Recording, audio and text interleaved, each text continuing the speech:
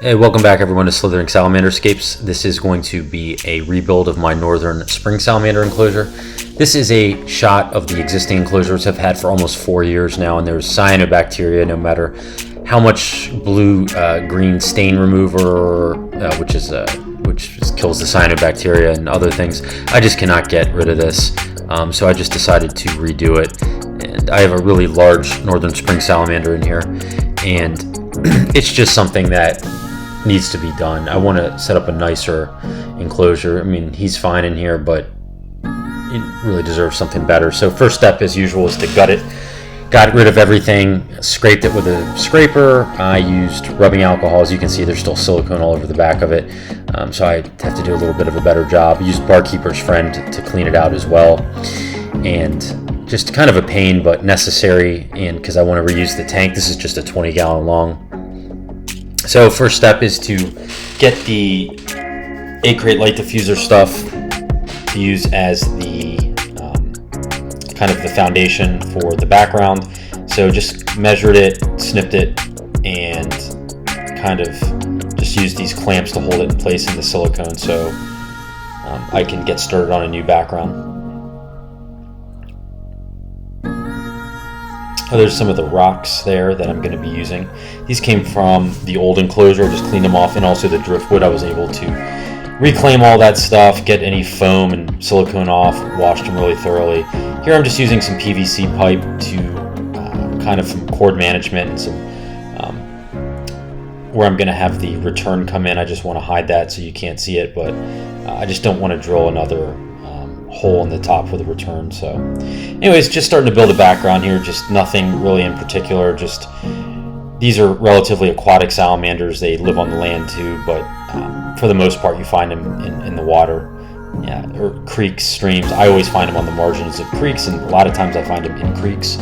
So just kind of piecing together what I want. I want to have an area where the water's flowing and also where the water's coming in. This is just me using a wire brush drill bit to get rid of some of the foam.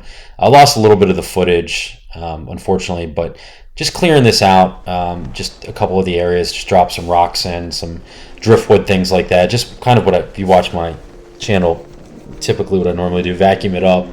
Just kind of a process, go back with more foam, vacuum it back up, and scrape it down again with the wire brush drill bit, as you can see what I'm doing here, which is really a pain. I hate doing this. I'm not a big fan of it, but it's, I like the way that the foam works. So just kind of piecing in some more rocks and other things. This isn't meant to look totally natural right now, the way I place these rocks. I'm only doing it to cover up foam. I have a lot of extra rocks that I wanted to use, and not, I don't want it to be too heavy, but I just want to make sure that there's not too much foam exposed and that I have to put on dirt, cocoa fiber, and all that. I'm just trying to minimize the amount that I need to do that. Here I'm just smearing the silicone all over everything, which is kind of the old school way to do this. And then I'm going to dump on the dirt, Reptisoil mixed with cocoa fiber, some peat moss, some other things. Excuse me, not peat moss. I don't know what I said that. But and just kind of packing it in, pressing it in, so it kind of will cure along with the silicone. Again, this is a pain. I don't really like doing this, but it looks pretty good when it gets nice and wet and natural. It looks good, and moss and things will grow on it. So anyways, this is what it looked like after a couple days. I actually gave it a long time to cure. And so again, not trying to make it look totally naturalistic where those rocks are kind of pieced in on the bottom. That's just to, again, minimize the amount of cocoa fiber and dirt and topsoil and Reptisoil and stuff that I needed to use. And so the whole point here is to have some water cascading down right there on the right side and kind of drip down where the return is. And as you can see on the bottom left, that's where the water will be going into the filter. So anyways, looks okay. Not my greatest work, but I'm okay with this. What I'm doing here is just adding some other rocks I have. Again, not trying to match, but I don't want to put too much sand and fluval stratum in, which is what I was going to use. It's kind of like aqua soil. So I want to build some of this up with rocks, so I don't have to use a ton of sand. And just give it a little bit of take up some of the area with these river pebbles. they're going to be covered anyway, so you're not going to see them. And again, remember, I'm going to be using a lot of the rocks from the old enclosure, so it's going to match a lot better. You're not going to see a lot of this. This is the pump I'm going to be using. It's a water pump that will create a current. I want to have a current similar to the way I do in my my black chin red salamander enclosure you saw in my previous build. Sorry for the shakiness. This is not great footage, but that's where I'm running the cord down through. Again, the cord management. So adding some fluval stratum just to give a decent layer of substrate in addition to the sand. And as I'm just kind of playing around with the hardscape, just using these rocks. I have a lot of driftwood too, just trying to figure out the right way to kind of build this up. Yeah, and it's kind of just like a work in progress, just things kind of start to come into view. Sorry for the bad shot. I wanted to use the light, and so I'm kind of on the floor doing this. So you can't really get a great view of what I'm doing, but just kind of piecing things together, driftwood, the rocks, how I want to have it. I'm putting some pebbles in there too. And quick jump ahead here, this is how the water is dripping down. I kind of like the way it looks. Kind of natural, you don't see it kind of, it's not like too much. It's kind of like it's a little bit of a drip effect, but it's enough to create some aeration in the water. As you can see, that is the pump right there, which is pumping the water to create a current, which is great. Which is really what I want. A lot of people say don't put current in, and they don't like this, they don't like that. I don't know. I mean, whatever. Salamanders, the spring salamanders, red salamanders, I do that. I put current, and it doesn't seem to be a problem.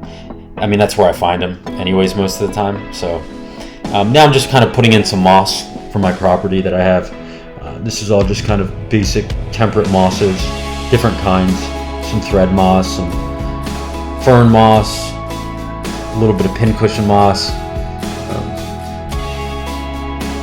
Just kind of trying to set it up. I don't want it to get saturated, but I also want to have it where it can wick water a little bit to the other mosses.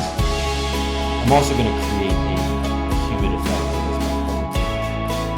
Hey, one important thing here that I want to talk about is I used this water pump here, and it was really creating a great current, but it heated the water like 6-7 degrees because I guess the energy it was using was output into the water. So you can't really see there, but I had to go out and buy one of those Fluval wave maker things that I use it in the black chin red salamander enclosure in one of the previous videos that I made. And so it creates a similar effect, but it does not give off as much heat, if any, really. I've had this going now for a while, and it's at about 65 degrees in the daytime with the light on, so this is what I want. Nighttime it gets down to about 60. So this is kind of the exact effect that I wanted, but the water was just way too warm. The salamander would be able to survive in it, but I don't think it would thrive. You got to be careful, and so I'm always checking the temperature. So as you can see, 65.5 degrees, because that's the most important thing, is the water quality with these animals and the temperature. So let's get the salamander in. As you can see, this is an absolute unit of a Northern Spring Salamander. I've had this one for 4 years maybe, and it's just gotten doubled in size since I've had it. I mean, I do feed them quite a bit, mainly earthworms, maybe like one waxworm once a month just for some fat, but it's a really big salamander. And so it's just exploring his new home. Really like these are totally the apex predator of the stream in terms of the amphibians. All right, well, this salamander is going to explore his new home, which I'm really excited about. I love watching. This is one of my favorite parts. And by the way, there's a good chunk of time. I've introduced the animal about 3.5 weeks after. 3 to 4 weeks usually is what I do. I don't know the exact date, but I wait. I want to see how this all goes, which is one of the things with the temperature and all the other stuff. Make sure that parameters are right. I think the big thing here is going to be getting the new salamander, the other Northern Spring I have in here, and just how I'm going to introduce them to each other, because like I said, the The other one that I have is smaller than this one, but not by much, but I still worry that somehow this one could swallow him, so I just, I'm a little paranoid about it, but that will be, an interesting, maybe I'll make a video out of it, I'm not sure, but it'll be interesting to get them together, but I think it'll be good, but, it's a little ways down the road still. But excited to see kind of over the next several weeks how the spring salamander does in here. And there's a couple really cool hides I made where I won't even be able to see them, but I know that the animal can go and de-stress and just get away if I'm poking around the tank to adjust something or whatever. Hey, one thing I noted is you can see those bubbles in the background. I added an airline tube with an air stone running through the PVC, and it is under the wave maker. I'll show you here in a moment. And it's actually pushing the bubbles out. I just want this water to be as cool and as aerated as possible, just because it's such an important factor for these animals. Amazing animals to observe. I really like the salmon coloration. Their eyes are really interesting, and just the massive size. They're just really interesting animals to observe, both in the wild and in captivity.